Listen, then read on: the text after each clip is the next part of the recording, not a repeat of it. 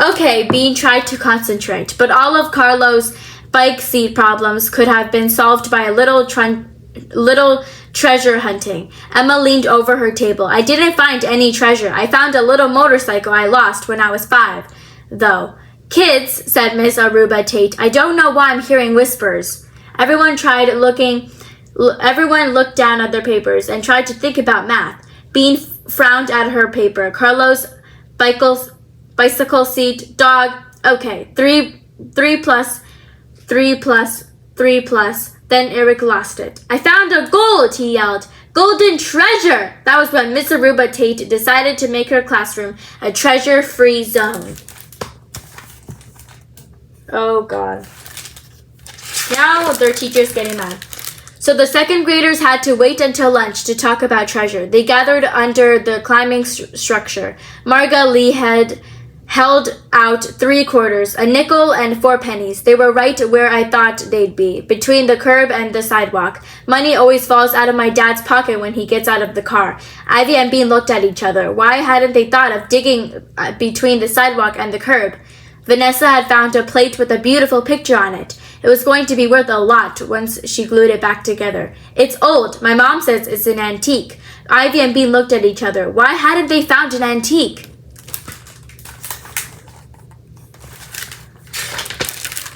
Eric's gold wasn't just plain gold. It was a gold box with a mirror in it. He'd found it in his grandma's backyard. He said that his grandma's backyard was packed with treasure just lying on the ground. You don't even have to dig to get rich. Bean and Ivy looked at each other. Why didn't their grandmas have yards like that? Leo hadn't had much time to treasure hunt because of soccer practice, but even so, he had found a silver earring next to the soccer field. Why did you guys find it? He asked.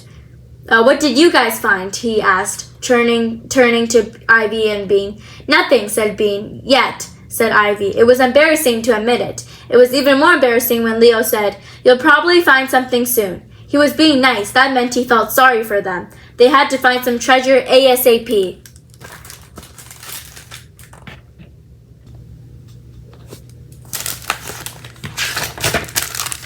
By 4 o'clock that afternoon, Ivy and Bean had dug 14 holes in Ivy's backyard, 3 in the front and 1 between the sidewalk and the curb. And this is what they had found.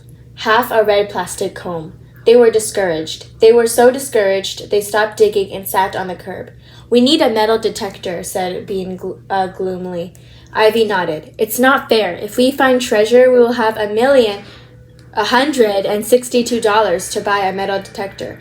But if we don't have a metal detector, we can't find any treasure in the first place. You think a vacuum cleaner would work? Suggested Bean. Ivy shook her head. No, that just sucks stuff up. We need something that will tell us where things are buried. Like, wait a second. She slapped herself on the forehead. A diving rod. What's a diving rod?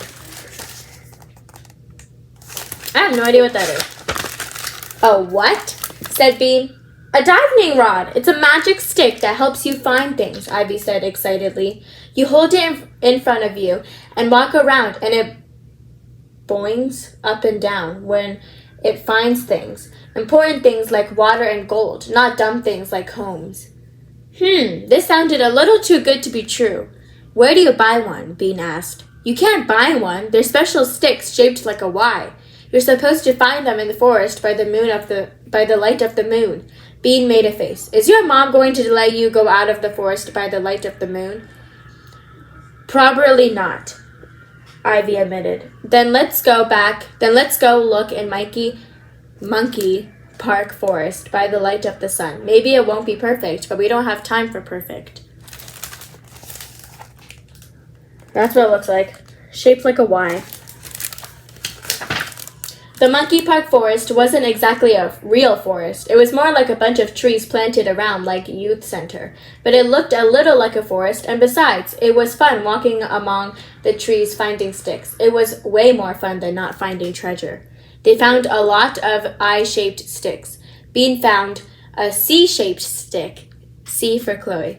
And Ivy found a J-shaped stick. What about this one? Asked Bean, holding one up. That looks like a Z that got run over, said Ivy. What about this? Bean shook her head. Keep looking. This one is sort of Y-shaped, said Ivy hopefully, but Bean shook her head again. Here's a perfect Y. Elvie held up a stick that would have been a perfect Y if one of its arm wasn't missing. Almost.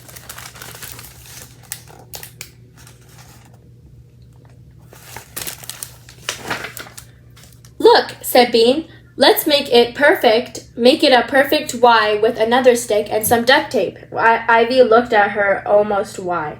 It's the shape that makes it magic. Nobody ever said that finding a stick exactly that shape was important. Grown-ups say handmade presents are better. Maybe it's the same with magic, said Bean. She grabbed a plain old stick off the ground. It could be the other arm. Besides, beggars can't be choosers, and we are treasure beggars.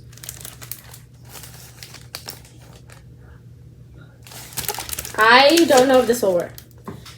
Next chapter. I don't know what chapter this is anymore. Treasure beggars. The next morning before school, Ivy showed Bean her divining rod. She had attached the extra arm with plenty of duct tape. Then she had put some fancy gold tape on top of it, on top of the duct tape to make it look good. After that, she had put star stickers all over the divining rod to make it look even better, and to top it all off, she had used her secret magic book to cast a spell on it. What kind of spell? Asked Bean, touching the beautiful divining rod. It looked like magic, that was for sure.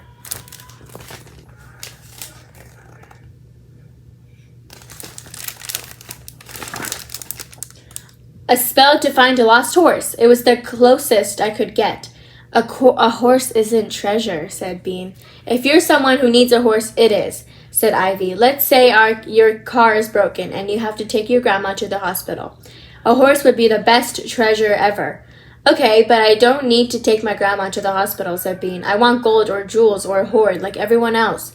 Ivy got a dreamy look on her face. And let's say you're about to meet the queen and your hair is all tangled. Then half a plastic comb would be a treasure. I don't want a comb, yelped Bean. I want treasure. Okay, Ivy stopped looking dreamy. Don't worry, now that we have a divining rod, we'll find treasure. And I don't think it's going to work. What do you guys think? Will it work? But Bean couldn't help worrying. We'd better. We have a lot of catching up to do. By the end of the day, they had even more catching up to do because everyone else had found treasure galore. Eric had gone back to his grandma's house. This time he'd found silver. Margot Lee was 6 quarters and 4 dimes richer. She was so rich she didn't even bother to pick up pennies anymore. Emma had found another one of her old toys. Vanessa was busy gluing her antique plate together. Doucet had 23 new cans to add to his hoard. Leo had found a necklace under the sofa. It turned out to be his mom's. But then she gave him 50 cents for finding it, so it was the same as finding money, he said. Ivy and Bean exchanged glances. They had found nothing. They were horrible treasure hunters. Not horrible, terrible.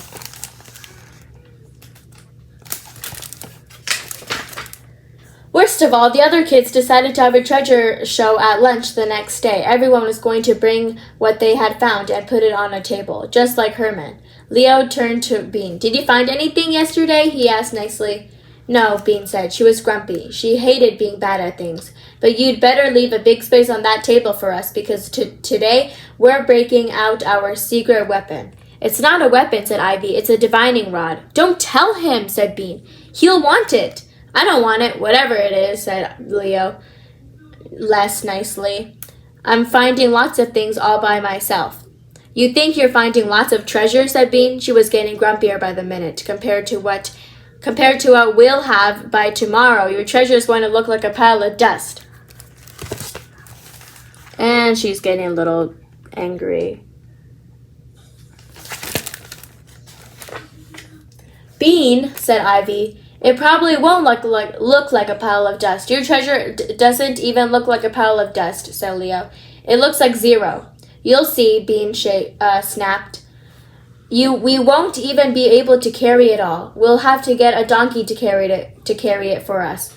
We probably won't need a donkey, said Ivy nervously. You're a donkey, said Leo. No, you're a donkey, yelled Bean. She stomped away. And they're getting mad at each other. Next chapter, the Shoe of Plenty. Ivy said she had to go to her house before they started divining. That was fine with Bean. She had to go to her house, too. Once she was there, she scurried upstairs to her room. She knew she had some quarters somewhere, but she didn't know exactly where. Sometimes she hid them in her shoes. Sometimes she hid them in her socks. Sometimes she hid them on the little ledge at the top of her door. It was hard to remember which place she'd hid them last. But boy, no burglar was going to get her quarters. Why would she put it in her socks? Eventually, she found them inside a fancy box on her dresser. 12 of them. That made $3. She put 8 quarters in her pocket. Inside the fancy box, there was a bracelet, too. Bean's great aunt had given it to her. Bean's great aunt didn't know Bean very well. The bracelet was made of pink sparkling shells on pink sparkling threads. Bean put the bracelet in her pocket, too. Now, walking very quietly, Bean went downstairs without bothering anyone at all. She went out the back door and across the yard to the shed to get his shovel. When Ivy appeared with her divining rod, she said, I think we should try digging in my backyard again, Bean said. I think we should try digging in my front yard, Ivy said. I have a sense we'll find something in my backyard.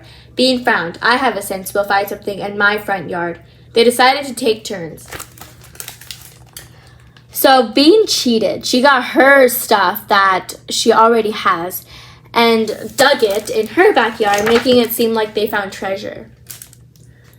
In Bean's front yard, Ivy gripped her divining rod with both hands. You start by standing still, she said. Then you wait for the divining rod to lead you. She stood for a moment, waiting. Sometimes it takes a few minutes. I'm having a sense that you should be over here. By this bush, said Bean. But we don't need our senses anymore, Ivy said. We've got a divining rod. I still have a sense, said Bean firmly. And you shouldn't ignore a sense. Okay. Ivy went to Bean's bush by the divining rod. Sometimes it helps to close your eyes, she said. It helps you feel it move. She closed her eyes. Bean nudged the divining rod with her foot. It's moving, she cried. Ivy's eyes sprang open. It is! Dig here, said Bean, pointing to some dirt with leaves on it. She gave Ivy a shovel she happened to have in her hand. Bean held the divining rod while Ivy dug, and when Ivy found 4 quarters, she gasped loudly and said, Money! We found money! That was all Bean. Bean put it there. She cheated. After that, the divining rod plus Bean's sense helped Ivy find 4 more quarters, and under the camellia bush, a bracelet. Nice, said Ivy, putting it on. Real jewels, right in your own front yard. She didn't look very surprised, though. I had a sense they would be here, said Bean. It's your turn now, said Ivy. Let's try my backyard again. So they did, and there the divining rod plus Ivy's sense allowed Bean to find a doll teapot. It's an antique, said Ivy, clasping her hands. It's probably worth a lot. Good, said Bean. I'm having a sense that you should take the divining rod over there, said Ivy, pointing to a patch of weeds.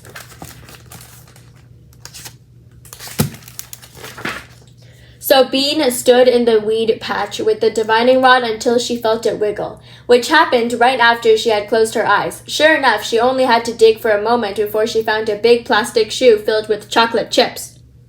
That's weird. Wow, she cried. Cool, this was way better than money or antiques. This was chocolate. Go ahead and eat it, said Ivy happily. I'm sure it's still good. Bean shook the shoe, and a chocolate chip came out of the heel.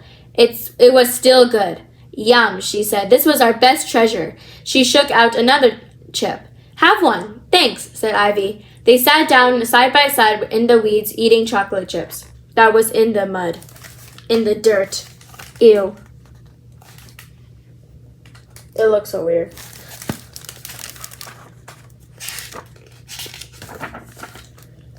These are delicious, but maybe we should save some for tomorrow, said Bean between chips. She pictured the big plastic shoe in the center of the of the treasure table. She pictured everyone admiring it. She pictured Leo looking at it hungrily. She pictured herself giving him half a chip. Ha! Ivy smiled in a satisfied way. I think we're all caught up, don't you? Sure, said Bean. We found money, jewels, antiques, and candy. We're rich. There might be one or two more things around here, said Ivy. She glanced at a weed patch across the yard. But we don't want to be greedy. Yeah, it's bad to be greedy, said Bean. Ivy nodded. Let's each have another chocolate chip to celebrate our treasure. So they did. And why is she eating like that? Next chapter. Showtime. Vanessa told the 5 first graders sitting under the picnic table that they had to move. We're having a treasure show, she said. But this is our clubhouse, said a skinny first grader. If you move, your club can look at our treasure before anyone else, said Bean. The first graders moved. Each of the treasure hunters got a section of that table. It was a big table, but even so, Doucet couldn't fit all of his cans in his section. He was loaded with cans. He was a can millionaire. He put 20 cans on the table, and the rest stayed in a bag beside it. So all he found was cans. That's a little bit not good, I would say. Vanessa was almost done gluing her plate together. She brought the glued part and 4 leftover pieces. It had beautiful flowers on it and even a golden rim. Who knows how much money it will be worth once I finish gluing, she said. Eric brought only his golden box with the mirror. He could always get more treasure from his grandma's yard, he said, whenever he felt like it. He set the golden box in the middle of his section, where it glowed. Leo brought the golden U-jet, the silver earring, the 50 cents his mom had given him from her necklace, and a tiny robot he'd found the day before. I don't think the robot is an antique, though, he said modestly. Marga Lee lined up all her coins, quarters, dimes, nickels, and 4 pennies she had picked up before she stopped picking up pennies. It comes to $3.24, she said. Free money. Emma had forgotten to bring her toy motorcycle and a glass monster she had found, so she drew a picture of them and laid it in her section. Ivy and Bean shared a section.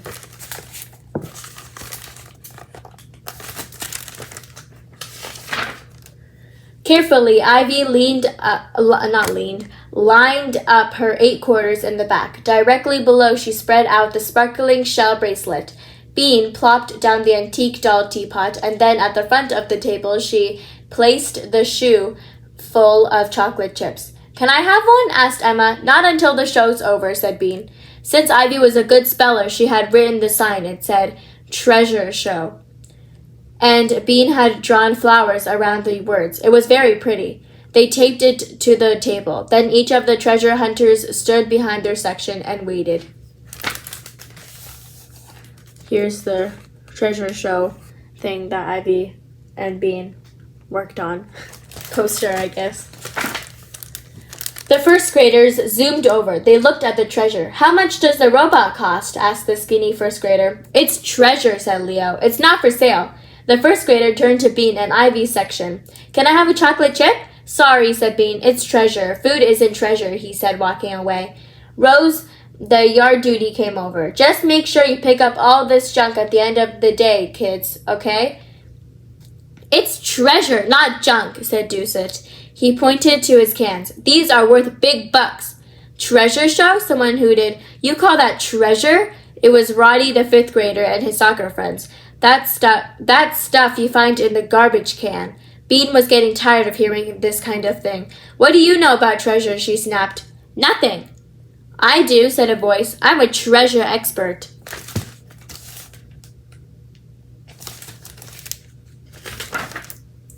It was Elsa, the 5th grade treasure hunter. She slid in front of Rhodey and his friends and flopped her long braid over her shoulder. She said, looking down at the table. She looked down at the table for a long time.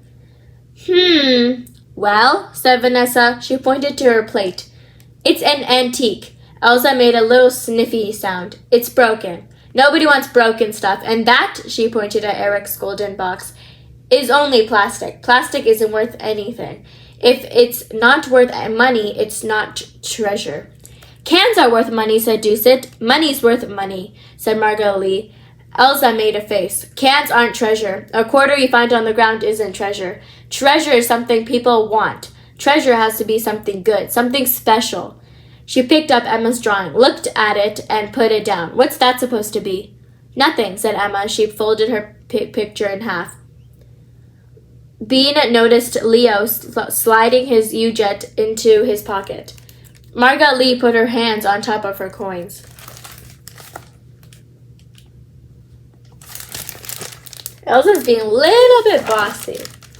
Now Elsa came to Bean and Ivy's section. Her eyes flicked over the teapot and the coins and came to the rest on the bracelet. Okay, this could be treasure. It's pretty good. Where do you find it? I dug it up, said Ivy, in a secret place. Cool. Elsa picked up the bracelet. It could be worth something, she said. You should take it to a jewelry store and ask them what it's worth. I don't care what it's worth, said Ivy. It's my treasure. Elsa shook her head and put down the bracelet. You guys are completely missing the point of treasure. Can I have a chocolate chip? No, said Bean. That's my treasure. Elsa smiled. I wouldn't call chocolate chips treasure. I would, said Bean. I'd double call them treasure. I would too, said Ivy. They stood next to each other and glared at Elsa until she flopped her braid again and went away. I feel like they're arguing. I wouldn't call chocolate chips treasure either. I'm sorry. Next chapter, I think this is the last chapter. I don't know. Rich, rich, rich. The treasure hunter sat quietly at the table. Margot Lee moved her coins around in circles. I'm not going to be a treasure hunter anymore, said Doucet. He flicked one of his cans, and it clanged on to the ground. And all that gluing for nothing, said Vanessa. Bean leaned on her elbows. I'm going to go back to being an arborist when I grow up. This was dumb, Leo said. He pulled his jet out of his pocket. It's just plastic. I knew it was plastic, but I thought since it was gold, too, it was treasure. I thought I was going to be rich, said Eric sadly.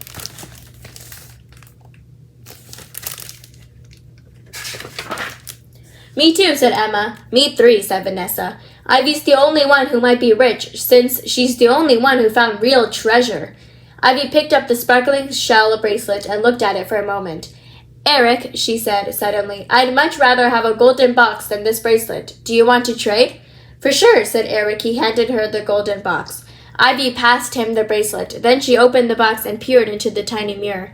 This is exactly what I needed, she said. I'm going to use it to spy on people behind me.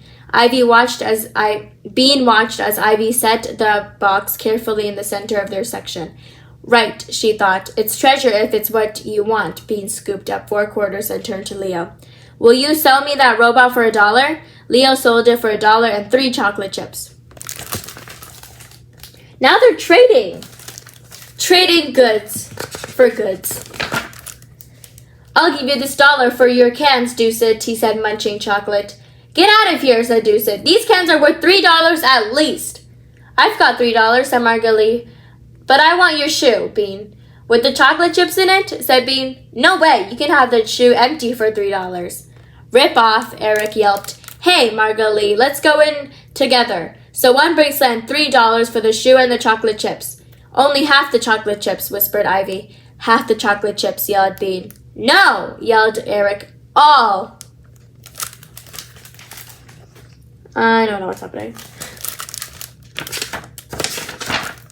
How about 20 cans and $3 and the bracelet, yelled Doucet. For all the chocolate chips and the shoe? $3.50. I don't have $3.50. Leo, lend me 50 cents. No way, get out. Pretty soon, everyone was yelling. They yelled for a long time, and when they were finally done, Ivy and Bean sold all the chocolate chips, the shoe, and 2 quarters to Doucet, Vanessa, Leo, Eric, and Margot for 25 cans. $3, U-jet, most of a plate, the bracelet that Ivy had traded in the first place, and 10 chocolate chips. So many things. Ivy and Bean divided their 10 chocolate chips into 2 piles of 5 and popped them into their mouths. Just as they swallowed, the end of lunch bell rang. The treasure hunters rose, gathering their cans and coins and antiques and toys into their arms, and began to walk toward Miss Aruba Tate's classroom, with her arms around her, bulging a bag of cans. Bean walked beside Ivy. She felt happy. She had everything she wanted. "We're rich," she sang, clasping her treasures. "We're rich, rich, rich."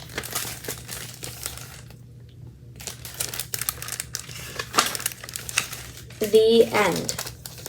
I hope you guys enjoyed this video, and if you did, like and subscribe.